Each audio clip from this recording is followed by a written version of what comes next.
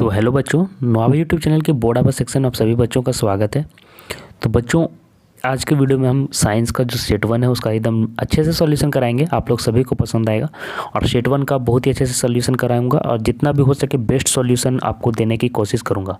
Channel subscribe करके रख लीजिएगा अगर अभी तक नहीं किया तो। और PDF कहाँ पर मिलेगा सॉल्यूशन का वीडियो में आगे मैं बताने जा रहा हूँ, ठीक है।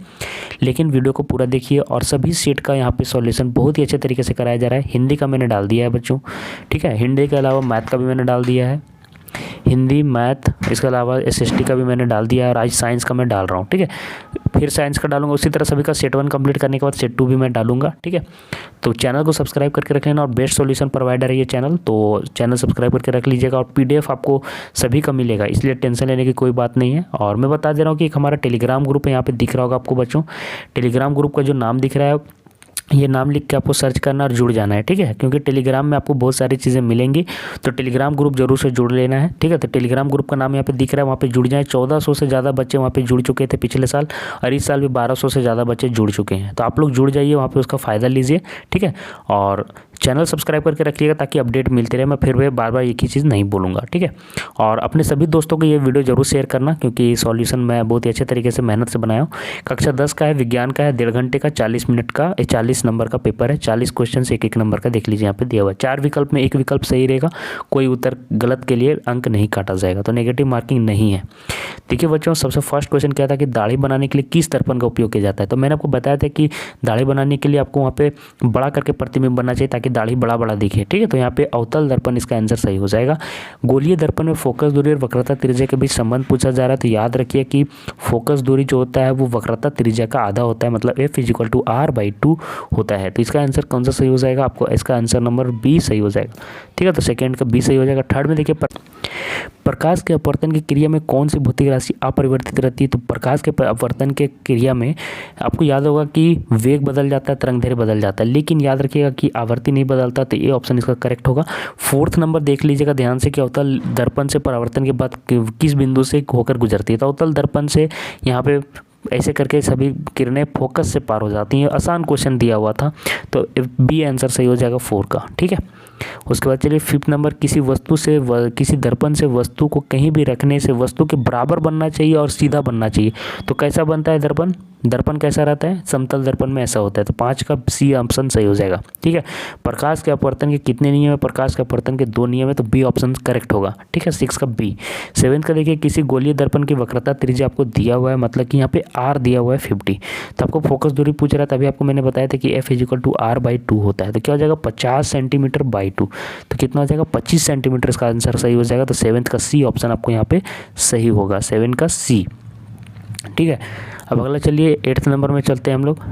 8th नंबर में देखिए पूछ रहा है किसी 1 सेंटीमीटर फोकस दूरी वाले उत्तल लेंस की क्षमता क्या होगी। 1 मीटर जब यहाँ दे ही दिया है तो आपको मैंने बताया था कि पावर = क्या होता है, 1/Fe होता है, मीटर में होना चाहिए डायोप्टर, ठीक है। तो 1F जब मीटर में ही दिया हुआ है तो फिर तो टेंशन लेने की बात ही नहीं रहा, ठीक है। तो मीटर में जब दिया हुआ है तो 1 मीटर है तो 1/1 कितना हो जाएगा, 1 डायोप्टर हो जाएगा। और उत्तल लेंस है तो पॉजिटिव ही होगा। उत्तल लेंस में पॉजिटिव, आपका उत्तल लेंस में पॉजिटिव होता है आपका क्या बोलते हैं फोकस दूरी के साथ साथ क्षमता भी, तो 1 डायोप्टर इसका आंसर सही हो जाएगा, B ऑप्शन सही हो जाएगा, करेक्ट हो जाएगा। 9th नंबर क्वेश्चन थोड़ा ध्यान दे लेना कि किसी उत्तल लेंस की फोकस दूरी हमेशा, तो अभी मैंने बताया पॉजिटिव होगा इसका, ठीक है। अच्छा, एक बात मैं बताना चाह रहा था बच्चों कि आप लोगों के लिए एक बहुत ही अच्छा ऐप रहेगा। जितने भी क्वेश्चन अगर आप लोग को जिसमें भी अगर नहीं बन रहा है, सॉल्व नहीं हो रहा है, तो अगर उसका सॉल्यूशन देखना चाहते हैं तो आप उसको मतलब कि स्कैन करके फ़ोटो खींच के उसका सॉल्यूशन पा सकते हैं। तो वो ऐप आपके लिए इंपॉर्टेंट हो सकता है, तो आप उसको डाउनलोड कर सकते हैं। तो चलिए उस ऐप के बारे में आपको अच्छे से बता देता हूँ। मैं अब आपको एक ऐसे ऐप के बारे में बताऊँगा जो आपके स्टडी में काफ़ी ज़्यादा हेल्पफुल रहेगा।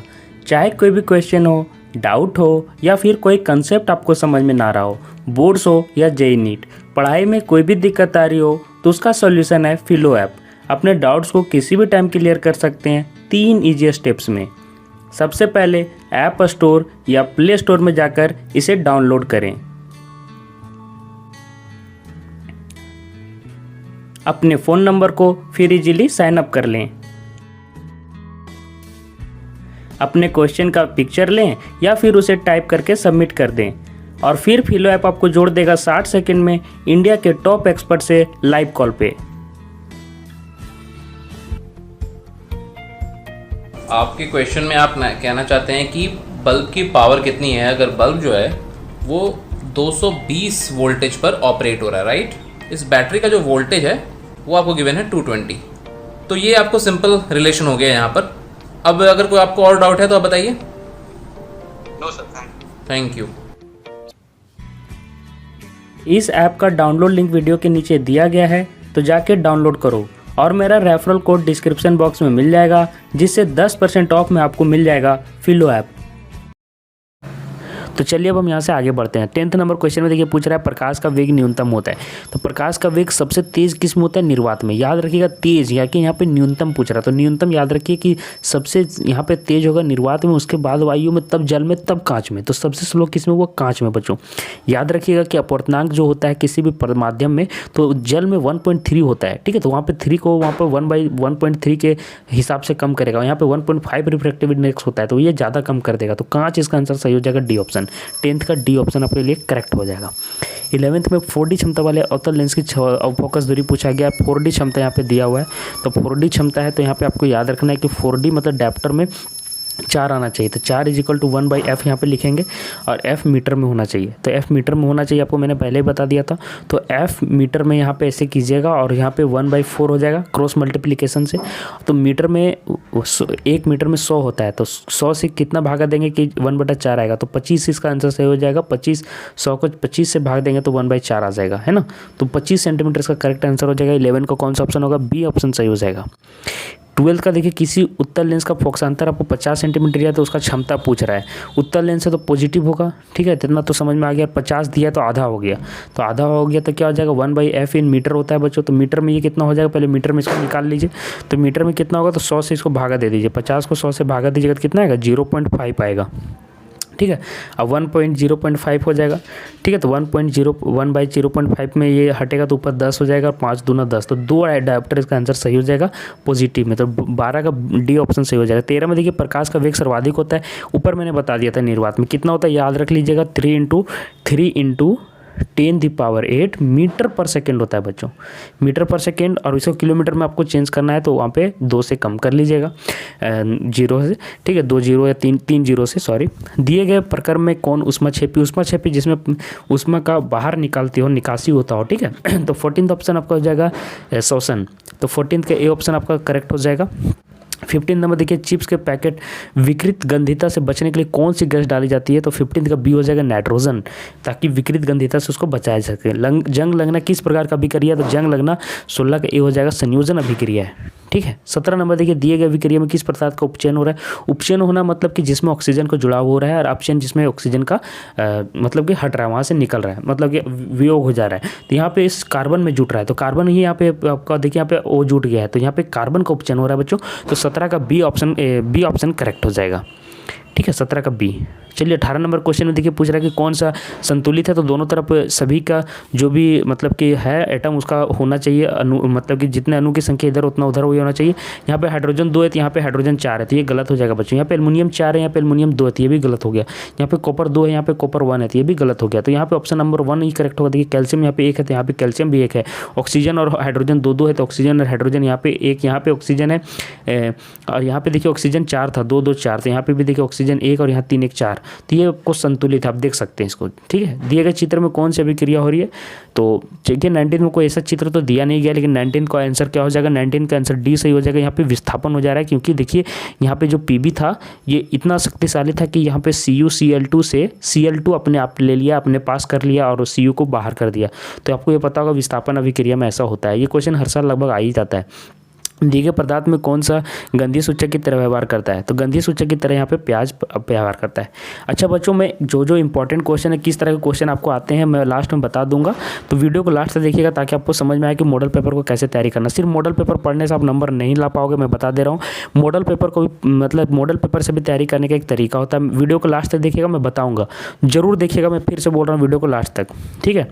तो हड्डियों को जोड़ने के लिए डॉक्टर किस लवण का प्रयोग करता है? तो ये CaSO4 H2O करता है, जिसको बोलते हैं प्लास्टर ऑफ पेरिस। विरंजक चित्र चुन का सूत्र पूछ लिया था तो CaOCl2 होता है, सॉरी सी ऑप्शन सही हो जाएगा, 22 का सी ऑप्शन करेक्ट हो जाएगा। 23 नंबर देखिए पूछ रहा है इस चित्र में कौन अभिक्रिया हो रहा है, तो देखिए यहाँ पे कौन सा अभिक्रिया हो रहा है 23 को अगर ध्यान से देखिएगा अपने किताब से ये सभी चीज़ को तैयारी कर लीजिएगा, ये वियोजन अभिक्रिया हो रहा है, ठीक है, वियोजन अभिक्रिया। 34 में देखिए टमाटर में कौन सा अम्ल पाया जाता है, सिट्रिक अम्ल पाया जाता है। अब देखिए मैं बता देता हूँ कि जितने भी प्रकार के अम्ल हैं सभी कौन कौन से चीज़ों में पाया जाता है, ये आपको याद कर लेना है, ये हमेशा हर साल आ जाता है, ठीक है। 24 का क्या होगा, बी। 25 में देखिए तनुकरण प्रक्रिया में होती है, तो तनुकरण में क्या होता है, तो 25 का सी हो जाएगा, H+OH- आयन की सांद्रता में कमी आती है। और निम्नलिखित में कौन प्रकाशीय वियोजन का उदाहरण थी, ऐसा भी आपको एनसीईआरटी से ही पूछ रहा है, देख पा रहे होंगे। AgBr वाला जो दिया हुआ चित्र छाप के वही वाला क्वेश्चन है, ठीक है, सिल्वर और ब्रोमाइड। आगे देखिए अमीबा अपने किस अंग से भोजन करता है, तो आपको पता होगा कि अमीबा आपके अपने कुटपाद से भोजन का ग्रहण करता है, तो 37 का आपका ऑप्शन नंबर सी सही हो जाएगा। पाचन अभिक्रिया में वसा का इमल्सीकरण कौन करता है, तो पाचन क्रिया में वसा का इमल्सीकरण 28 का डी सही हो जाएगा, पित्त करता है। निम्नलिखित में किस जीव में स्वपोषी होता है, तो स्वपोषी आपको पता है कि हरी चीज़ों में होता है, अमर बेल में नहीं होगा, कवक में भी नहीं होगा, हरी चीजें कौन है, आम है, आम पेड़ पौधा हरा है वही होगा, उसी में होगा। मानव हृदय में कितने कोष्ठ हैं, आसान क्वेश्चन था, 4, 2 आलिन 2 नीले होता है मानव हृदय में। श्वसन वर्णक किसे कहते हैं, तो याद रखिए यहाँ पे श्वसन वर्णक पूछ रहा है तो ये हीमोग्लोबिन हो जाएगा, ठीक है। हरित लवक नहीं पूछा, हरित लवक रहता तो यहाँ पे क्लोरोफिल होता। आगे देखिए उत्सर्जन तंत्र की क्रियात्मक इकाई पूछ रहा है बच्चों, तो यहाँ पे बहुत सारे बच्चे वृक्क समझेंगे, लेकिन वृक्क नहीं होगा यहाँ पे। उत्सर्जन तंत्र में ये वृक्क भी है, वृक्काणु भी है, लेकिन क्रियात्मक इकाई विरकाणु होता है बच्चों। तो 32 का आपको ये ऑप्शन नंबर याद रखना है कि विरकाणु का इसको नेफ्रॉन भी बोला जाता है। वृक्क की क्रियाशीलता को कम करने के होने पर रक्त को शरीर से बाहर निकालकर छानने की प्रक्रिया क्या कहलाती है, तो ये क्वेश्चन का आपका चित्र बनाया हुआ है। चित्र अपने किताब में देखिएगा, एक मतलब लड़का सोया हुआ है और यहाँ पे इसका हाथ में लगा हुआ है ऐसे करके, तो अपोहन प्रक्रिया यहाँ पे बहुत ही अच्छे तरीके से बताया गया है। 34 में आप देख लेना कि जनन की मूल घटना क्या है, तो जनन की मूल घटना 34 का सी हो जाएगा, DNA की प्रतिकृति बनना, ठीक है। अब देखिए 35 में दिया गया है किस प्रकार का जनन है, तो ये किस प्रकार का जनन है, 35 का ए हो जाएगा, बहुखंडन है, ठीक है। और 36 देखिए नर युग्मक तथा मादा युग्मक के संलग्न को क्या कहते हैं, तो निषेचन कहते हैं। 36 का आपका ए ऑप्शन करेक्ट हो जाएगा। 37 में लड़कों में देखिए यौनारंभ पूछा जा रहा है, तो टेस्टोस्टेरोन हो जाएगा, नियंत्रण हार्मोन करता है। और लड़कियों में कौन सा होता है, ये आपको कमेंट करना है, सभी को कमेंट करना है, तभी पता चलेंगे क्लास जो मैं ले रहा हूँ यहाँ पे वीडियो ले रहा हूँ कितने आप अटेंटिव हो, कितने ध्यान देकर आप लोग सभी चीज़ें देख रहे हो, तो नीचे कमेंट जरूर करना। सौर स्थिरांक का मान यहाँ पे पूछ रहा है, तो 38 का ऑप्शन नंबर ए सही हो जाएगा, 1.4 किलोवाट पर मीटर स्क्वायर, ठीक है। 39 नंबर में देख लीजिए पूछ रहा है कि जैव गैस का मुख्य घटक क्या है, तो जैव गैस का मुख्य घटक 39 का ऑप्शन नंबर 39 का डी सही हो जाएगा, मीथेन है। और लास्ट में देखिए पूछ रहा है महासागरीय तापीय ऊर्जा प्राप्त करने के लिए महासागर के पृष्ठ के जल का ताप और 2 मीटर की गहराई के जल के ताप में कितना अंतर होता है, तो 20 डिग्री सेंटीग्रेड, ये ऑप्शन करेक्ट हो जाएगा, ठीक है। अब मैं एक चीज़ में आप लोगों को जो चाह रहा था कि इंपॉर्टेंट चीज़ें एक बार मैं बता दूँ, तो देख लीजिए क्या क्या चीज़ें हैं। तो पहले मैं ऊपर बता देते जाऊँगा, तो देख लीजिएगा आप लोग सभी को ये चीज़ देखना इंपॉर्टेंट है, मैं फिर से बता दे रहा हूँ ताकि आप लोग को भी समझ में आए कि क्या मैं बताना चाह रहा था यहाँ से। देखो बच्चों, ये जो अवतल लेंस वाला है ना, तो अवतल लेंस और उत्तल लेंस दोनों के जो उपयोग हैं वो याद रख लीजिएगा। कौन कौन सी चीज़ में, दाढ़ी बनाने में किस में होता है, हेडलाइट में क्या होता है, ठीक है, किस में सोलर लाइट में क्या होता है, तो सारी चीज़ें आपको याद रखना है ताकि इन दोनों का कोई भी उपयोग से आए तो क्वेश्चन गलत ना हो। बाकी मॉडल पेपर का सभी क्वेश्चन आपको चारों सेट के एकदम मुँह पे याद होना चाहिए, ठीक है। फिर आपको देखिए फोकस दूरी से डायोप्टर याद करना आना चाहिए कि मतलब कैसे डायोप्टर से मतलब कि बदलते, देखिए ये वाला फोकस दूरी वाला भी याद रखिएगा, फोकस दूरी आर और एफ में कौन सा मतलब संबंध है ये याद रखिएगा। फिर अवतल लेंस और उत्तल लेंस से जितने भी प्रकाश किरणें गुजरती हैं, किरण आरेख जिसको बोलते हैं, सभी का किरण आरेख भी आपको याद कर लेना है। आप चाहे तो कॉपी में लिख सकते हैं मैं क्या क्या बोल रहा हूँ। फोकस दूरी, उत्तल क्षमता बहुत इंपॉर्टेंट है, 2, 3, 4 क्वेश्चन इसी से बन जाते हैं। प्रकाश चैप्टर सबसे इंपॉर्टेंट है, प्रकाश चैप्टर को आप चाहिए तो जितना भी हो पी जाइए। प्रकाश चैप्टर का मैंने 4 लेक्चर ले लिया है बच्चों, तो प्रकाश चैप्टर आप लोग देख लीजिएगा। मैंने इसीलिए प्रकाश चैप्टर आपको लिया था, अब आपको समझ में आ रहा होगा कि प्रकाश कितना इंपॉर्टेंट चैप्टर है। प्रकाश का 4 लेक्चर मैंने दिया है, यहाँ पे आई बटन में मैंने वीडियो भी डाल दिया है, वो जरूर से जरूर देख लो आई बटन पे चारों वीडियो, ताकि आपको वो चारों लेक्चर से देखिएगा बहुत सारे क्वेश्चन आपको बन जाएंगे और वहाँ पे मैंने डिटेल में समझा दिया है। वो चारों कर लोगे तो प्रकाश चैप्टर आपका कंप्लीट होने पर रहेगा। और भी मैंने वीडियो डाला रहा था प्रकाश का, और भी मैं 3-4 वीडियो डालना चाह रहा था, लेकिन आप लोगों ने वहाँ पे वैसा सपोर्ट नहीं दिखाया था, जिसके कारण रुक गया था कार वहाँ, ठीक है। तो आप लोग अब सपोर्ट करना शुरू कीजिए कम से कम, ठीक है। तो आप लोग के लिए मैं सभी चीज़ें बताऊँगा। फिर यहाँ पे देखिए समीकरण संतुलन करने के लिए आप लोग सीख लीजिए, हर साल आता है, ठीक है। अभिक्रिया में विस्थापन अभिक्रिया, सभी का एक उदाहरण सभी का याद रखिएगा। ये सभी का एक उदाहरण जो मैं बता रहा हूँ सुनिएगा कि लिटमस पत्र में कौन किस प्रकार का लिटमस है, कौन गंधीय है, कौन प्राकृतिक है, कौन आर्टिफिशियल है, मतलब कि मानव निर्मित है, वो याद रखिएगा। सभी का सूत्र याद रखना है, जो भी जिप्सम हो गया है ना, फिर आपका चूर्ण बुझा हुआ चूना हो गया, आपका सोडा हो गया, सभी का याद रखिएगा, ठीक है। बाकी जितने भी कौन कौन से पदार्थ में कौन कौन सा अम्ल पाया जाता है, जो लिस्ट दिया वो उसको याद कर लेना है। मैं जो बोल रहा हूँ आप लिखते जाइएगा, ठीक है। इतना चीज़ फिलहाल आप लोग कर लीजिए, फिर बाकी आपको मैं बता देता हूँ कि जो आपका बायोलॉजी है यही सबसे इंपॉर्टेंट है। बायोलॉजी को जितना याद करोगे उतना नंबर आएगा, इसमें तुक्का लगा नहीं सकते, कहाँ से दिया जाएगा कोई कहना मुश्किल है। तो आशा करता हूँ वीडियो पसंद आया होगा। टेलीग्राम ग्रुप से जुड़ जाना, वहीं पे इसका PDF मिलेगा। मैं फिर से लास्ट में बता देना चाह रहा था कि इसका PDF आपको वहीं पर मिलेगा, इसका आंसर वाला, तो आपको वहाँ पर ज्वाइन कर लेना है। तो टेलीग्राम ग्रुप यहाँ पर दिख रहा है, जाके ज्वाइन कर लो और आगे की वीडियोज़ के लिए चैनल सब्सक्राइब करके रखो और सभी को अपने अपने 10 दोस्तों को इसको शेयर करना है। आज के लिए बस इतना ही प्यारे बच्चों, धन्यवाद।